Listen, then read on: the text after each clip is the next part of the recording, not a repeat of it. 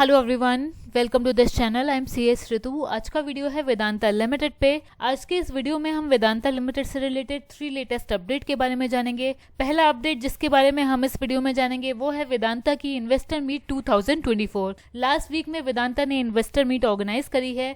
ये investor meet हुई है मार्च 20, 2024 को और ये मीट कंपनी ने ऑर्गेनाइज करी है मुंबई में। इस मीट के बाद कुछ बड़े अपडेट्स आए हैं कंपनी की तरफ से। कंपनी ने बताया है कि कंपनी के पास प्रोजेक्ट पाइपलाइन है जो कि टॉप लाइन में अराउंड $6 बिलियन का एडिशन करेगी और एबिटा में अराउंड 2.5 से $3 बिलियन का एडिशन करेगी। इस अपडेट के बारे में हम आज के इस वीडियो में जानेंगे। इसके अलावा वेदांता पे जो डिविडेंड पेमेंट केस हुआ था जिसमें कि सेबी ने वेदांता को ऑर्डर दिया था कैन यूके होल्डिंग्स लिमिटेड को अराउंड 77 करोड़ की पेमेंट करने के लिए, उस ऑर्डर को सैट ने यानी कि सिक्योरिटी अपीलेट ट्रिब्यूनल ने स्टे कर दिया है। इस न्यूज को भी हम आज के इस वीडियो में कवर करेंगे। एंड थर्ड इन्फॉर्मेशन जिसको हम आज के इस वीडियो में कवर करेंगे वो है वेदांता की लेटेस्ट क्रेडिट रेटिंग। सो इन्हीं 3 अपडेट्स को जानेंगे हम आज के इस वीडियो में। इसके अलावा इस वीडियो में हम ये भी जानेंगे कि स्टॉक जो करंटली 273.2 के लेवल पे ट्रेड कर रहा है वो क्या लेवल दिखा सकता है। सो बिना किसी देरी के वीडियो को स्टार्ट करते हैं। स्टार्ट करने से पहले आपसे रिक्वेस्ट है वीडियो को लाइक करिएगा, चैनल को सब्सक्राइब करिएगा ताकि हमें मोटिवेशन मिले। तो सबसे पहले वेदांता की इन्वेस्टर मीट 2024 की बात करें। जैसा कि मैंने बताया 20 मार्च को मीट ऑर्गेनाइज करी थी कंपनी ने मुंबई में। इस मीट में कंपनी ने कहा है कि कंपनी के पास प्रोजेक्ट पाइपलाइन है जो कि टॉप लाइन में $6 बिलियन का एडिशन देगी और एबिटा में 2.5 से $3 बिलियन का एडिशन देगी। कंपनी ने एबिटा गाइडेंस दिया है इस इन्वेस्टर मीट में FY25 के लिए $6 बिलियन का। कंपनी के पास 50 से भी ज्यादा एक्टिव प्रोजेक्ट हैं जो कि कंपनी की ग्रोथ और एक्सपेंशन को ड्राइव करेंगे। कंपनी इन प्रोजेक्ट से रेवेन्यू में अराउंड $6 बिलियन का एडिशन करेगी। इसको रुपी टर्म्स में अगर हम कन्वर्ट करें तो ये होता है अराउंड 50,000 करोड़। सो रेवेन्यू में इंक्रीमेंट होगा 50,000 करोड़ से, ये कंपनी ने कहा है। और एबिटा में इंक्रीमेंट होगा 2.5 से $3 बिलियन का। एबिटा इंक्रीज होगा रुपी टर्म्स में अगर हम देखें अराउंड 20,000 करोड़ से।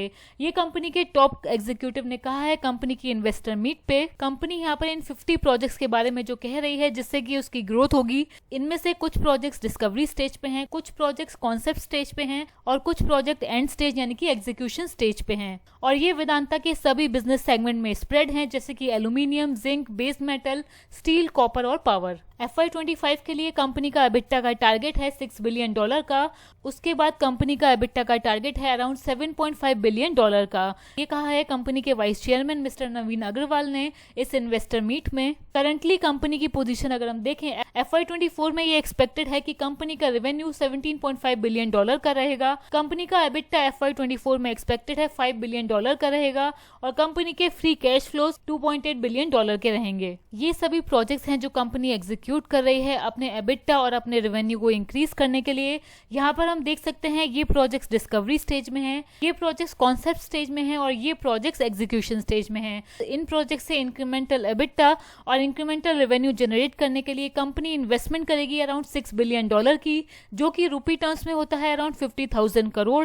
इन इन्वेस्टमेंट का पेबैक पीरियड होगा लेस देन 3 इयर्स। सो ये जो टारगेट कंपनी अचीव करना चाहती है ये आने वाले 3 इयर्स के लिए है। इन प्रोजेक्ट्स के होने के बाद company incremental yearly revenue generate करेगी $6 बिलियन का और इंक्रीमेंटल ईयरली एबिटा जनरेट करेगी 2.5 से $3 बिलियन का। और इन प्रोजेक्ट से कंपनी अराउंड $7.5 बिलियन का ईयरली एबिटा जनरेट करेगी। अब ये होगा कैसे? ये होगा कैपेसिटी एक्सपेंशन के थ्रू। एल्यूमिनियम में कंपनी की करंट कैपेसिटी है अराउंड 2.29 MTPA की। इसको कंपनी इंक्रीज करना चाहती है 3 MTPA तक। इसके अलावा जिंक इंडिया की कैपेसिटी को कंपनी 1032 KTPA से इंक्रीज करके FY25 तक करना चाहती है 1200 KTPA। Oil and gas production company 130 KPOED से इंक्रीज करके नियर टर्म में 300 KPOED करना चाहती है। सो यहाँ पर भी इंक्रीज होगा। फैकर में कंपनी अपनी कैपेसिटी को 67 KTPA से इंक्रीज करके 500 KTPA तक करना चाहती है। आयरन ओर में भी कंपनी अपनी कैपेसिटी को इंक्रीज करके 5.3 MTPA से 13 MTPA करना चाहती है। और पावर सेगमेंट में कंपनी अपनी कैपेसिटी को 2.6 गीगावाट से इंक्रीज करके 5 गीगावाट करना चाहती है। और इन्हीं सब कैपेसिटी एक्सपेंशन की वजह से कंपनी अपने रेवेन्यू और अपने एबिटा में आने वाले 3 इयर्स में अच्छी ग्रोथ देखती है। सो इन्वेस्टर मीट में ये की हाईलाइट्स आई हैं वेदांता लिमिटेड की तरफ से। इन्वेस्टर मीट का की टेक अवे अगर हम देखें तो कंपनी ने यहाँ पर यह बताया है कि कंपनी $7.5 बिलियन प्लस का ईयरली एबिटा डिलीवर करना चाहती है और इसीलिए कंपनी अराउंड $6 बिलियन की इन्वेस्टमेंट कर रही है अक्रॉस डिफरेंट सेगमेंट्स। वीडियो में आगे बढ़ने से पहले आपसे रिक्वेस्ट है, मेरा एक्सप्लेनेशन आपको अच्छा लगा हो तो प्लीज़ वीडियो को लाइक करिए और हमारे चैनल को सब्सक्राइब ज़रूर करिए। नेक्स्ट न्यूज़ की बात करें तो नेक्स्ट न्यूज़ है सेबी के ऑर्डर से रिलेटेड। सेट ने सेबी के ऑर्डर को स्टे कर दिया है। 12 मार्च को सेबी का एक ऑर्डर आया था वेदांता लिमिटेड पे, जिसमें कि डिविडेंड नॉन पेमेंट की वजह से वेदांता लिमिटेड को सेबी ने डायरेक्ट किया था कि वो कैन यूके होल्डिंग्स लिमिटेड को अराउंड 77 करोड़ की पेमेंट करे with in 45 days of the order. इस ऑर्डर में इस पेमेंट के अलावा वेदांता के टॉप एग्जीक्यूटिव और नॉन एग्जीक्यूटिव डायरेक्टर्स को कैपिटल मार्केट एक्सेस करने से भी सेबी ने बार कर दिया था। इस वायोलेशन के चलते वेदांता और वेदांता लिमिटेड के डायरेक्टर्स ने सेबी के इस ऑर्डर के अगेंस्ट सिक्योरिटी अपीलेट ट्रिब्यूनल्स को अपील करी थी। इस मैटर में सिक्योरिटी अपीलेट ट्रिब्यूनल का ऑर्डर आया है। सिक्योरिटी अपीलेट ट्रिब्यूनल ने यानी कि सेट ने सेबी के इस ऑर्डर को स्टे कर दिया है, जिसमें कि सेबी ने डायरेक्ट किया था वेदांता लिमिटेड को कि वो 77 करोड़ की पेमेंट करे कैन यूके होल्डिंग्स लिमिटेड को। ट्रिब्यूनल ने हालांकि वेदांता लिमिटेड को यह भी कहा है कि वो इंटरेस्ट अमाउंट का 50% डिपॉजिट करें एक इंटरेस्ट बियरिंग अकाउंट में कैन यूके के लिए। इसी कंडीशन पे वेदांता लिमिटेड को इस ऑर्डर का स्टे मिला है सिक्योरिटी अपीलेट ट्रिब्यूनल से। और ट्रिब्यूनल ने यहाँ पर यह भी क्लेरिफाई किया है कि रिमेनिंग अमाउंट वेदांता लिमिटेड से कलेक्ट नहीं किया जाएगा जब तक ये अपील पेंडिंग है। अगर वेदांता ये 50% अमाउंट डिपॉजिट नहीं करती है तो ये स्टे रिवोक हो जाएगा, कैंसिल हो जाएगा। इस केस की नेक्स्ट हियरिंग अब होगी 18 जून को। इससे रिलेटेड कंपनी ने भी एक्सचेंज फाइलिंग में बता दिया है। 22 मार्च 2024 की एक्सचेंज फाइलिंग में कंपनी ने बताया है कि सेट ने ऑर्डर दिया है कंपनी को 50% ऑफ इंटरेस्ट अमाउंट डिपॉजिट करने के लिए एक इंटरेस्ट बियरिंग अकाउंट में सेबी के साथ 2 हफ्ते के अंदर वेदांता लिमिटेड को ये अमाउंट डिपॉजिट करना है। इस कंडीशन पे वेदांता लिमिटेड को सेट से इस ऑर्डर के अगेंस्ट स्टे मिला है। सो ये एक बड़ी रिलीफ है जो वेदांता लिमिटेड को सेट से मिली है, लेकिन यहाँ पर डिपॉजिट का भी ऑब्लिगेशन है जो वेदांता लिमिटेड के ऊपर है।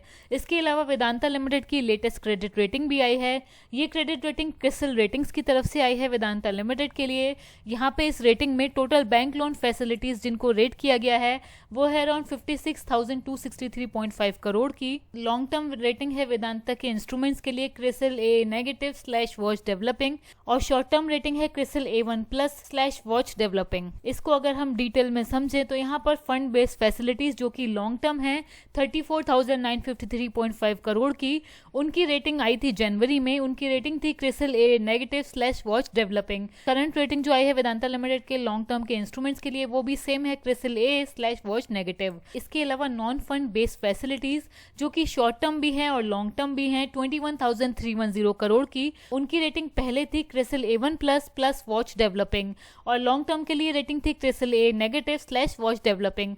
करंट रेटिंग जो आई है वो भी सेम है। शॉर्ट टर्म के लिए है क्रिसिल A1+ / वॉच डेवलपिंग और लॉन्ग टर्म के लिए है CRISIL A negative / watch developing. इसके अलावा कमर्शियल पेपर जो कि शॉर्ट टर्म है 10,000 करोड़ के, उनकी रेटिंग पहले भी क्रिसिल A1+ / वॉच डेवलपिंग थी, अब भी क्रिसिल A1+ / वॉच डेवलपिंग है। और नॉन कन्वर्टेबल डिबेंचर्स जो कि लॉन्ग टर्म है 9644 करोड़ के, उनकी रेटिंग पहले थी CRISIL A negative / watch developing और अब भी CRISIL A negative / watch developing है। तो शॉर्ट में अगर हम इसको समझे, वेदांता की लॉन्ग टर्म बैंक फैसिलिटी और डेट इंस्ट्रूमेंट्स के लिए क्रिसिल की रेटिंग है क्रिसिल A नेगेटिव और वेदांता के शॉर्ट टर्म डेट इंस्ट्रूमेंट्स के लिए क्रिसिल की रेटिंग है CRISIL A1+। So short term के लिए यहाँ पर फेवरेबल रेटिंग है, लॉन्ग टर्म के लिए क्रिसिल A नेगेटिव रेटिंग है। एंड वीडियो कंक्लूड करने से पहले वेदांता के स्टॉक के लिए इंपॉर्टेंट लेवल्स क्या हैं इसकी बात करें तो वेदांता के चार्ट पर करंटली मुझे ऐसा लगता है स्टॉक अगर यहाँ से बढ़ता है तो पहला रेजिस्टेंस का लेवल रहेगा 276, उसके बाद दूसरा रेजिस्टेंस का लेवल रहेगा 289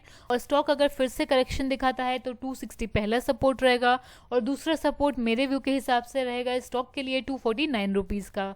बट ये मेरा पर्सनल ओपिनियन है, आपको कोई भी बाय सेल अगर करना है तो अपने एडवाइजर से कंसल्ट जरूर करें।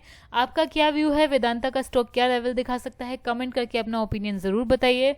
आज की वीडियो में इतना ही। वीडियो अच्छा लगा है तो प्लीज़ लाइक करिए ताकि हमें मोटिवेशन मिले। चैनल को सब्सक्राइब करिए। Thank you.